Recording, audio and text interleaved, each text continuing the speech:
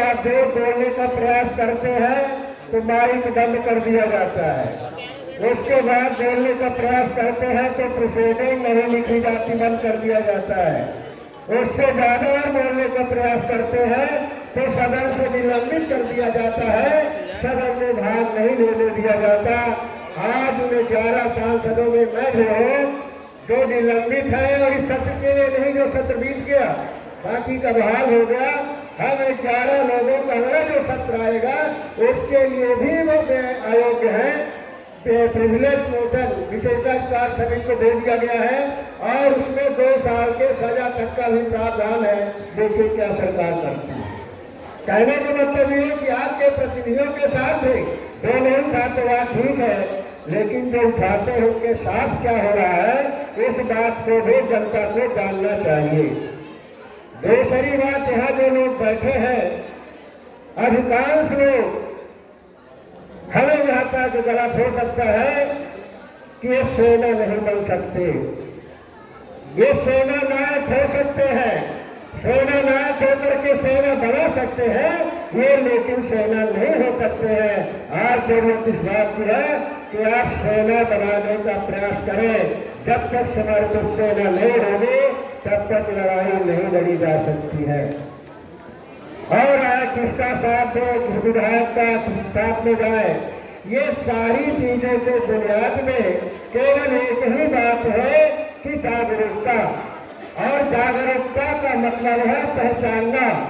हमने सबसे बड़ा संकट है कि हमारा कौन है, दलितों का, पिछड़ों का कौन ही कैसे है, ये हम पहचान नहीं पाते। हमारी पहचान करने का तरीका जाति हो गया है, हमारी पहचान करने का तरीका पैसा हो गया है, हमारी पहचान का तरीका संसाधन हो गया है। अगर जात, संसाधन और धर्म के आधार पर पहचान करने का प्रयास करेंगे तो इसी तरह से लड़ते रहेंगे, हमारा हक अधिकार नहीं मिलेगा। हमें आपको पहचान करना पड़ेगा कि हमारा कौन है, जो विचारधारा से हमारा है, जो हमारे हक अधिकार की लड़ाई लड़ सकता है, जो हमारे स्वाभिमान और सम्मान की रक्षा कर सकता है, वो हमारा है। जिस दिन ये पहचान करने का तरीका बदल जाएगा, हम लोगों को मालूम हो जाएगा अपना कौन है, पराया कौन है, ये बताने की जरूरत नहीं होगी और ये सारे मुद्दे लड़ाई हमारी आसान हो जाएगी। केवल मैं इतना निवेदन करना चाहता हूँ, और जो मुद्दे हैं सब जानते हैं, चाहे जात जनगणना का मुद्दा हो, चाहे जन्मदिन का मुद्दा हो, चाहे आरक्षण का मुद्दा हो, ये सब उसी से जुड़े हुए हैं जो हमारे जागरूकता से जुड़े हुए हैं। तो ऐसे प्रश्न करना चाहता हूँ कि आइए हम सब लोग संकल्प लें।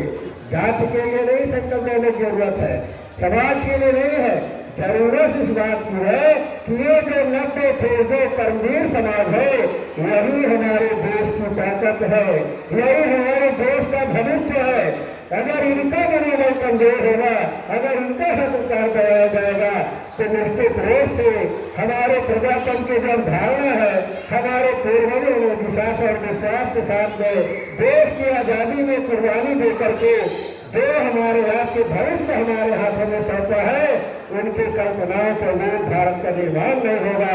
इसलिए जरूरत इस बात की है कि अगर हम अपने पूर्वजों के इतिहास को अनुरूप करना चाहते हैं, बरकरार रखना चाहते हैं, अगर हम प्रजातंत्र में जो हमें अधिकार मिला है राजा बनाने का, सरकार बनाने का, अगर उसको बचाए रखना चाहते हैं, संविधान को बचाए रखना चाहते हैं, तो निश्चित रूप से हमें इसकी लड़ाई लड़नी होगी और लड़ाई सेना तैयार करके हम लड़ सकते हैं। तो आइए हम इस समय चिंतन करें, मनन करें और सब प्रयास करें तो निश्चित रूप से सफलता मिलेगी।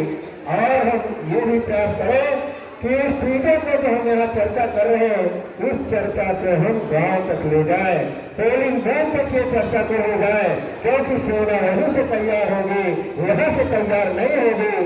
राम भी जब गए थे और आजादी की लड़ाई का हमारा इतिहास है, आजादी की लड़ाई 100 साल तक चलती रही, हमारे नेता लोग लड़ते रहे, लेकिन सफलता कभी मिली साथियों जब हमारे देश के जंगल में ये भावना जग गई, स्वाभिमान और सम्मान की भावना जग गई और वो सेना बन गए, उन्होंने रोटी को ठुकरा दिया, स्वाभिमान और सम्मान को बलि लगाया, तभी हमें विजय मिली है।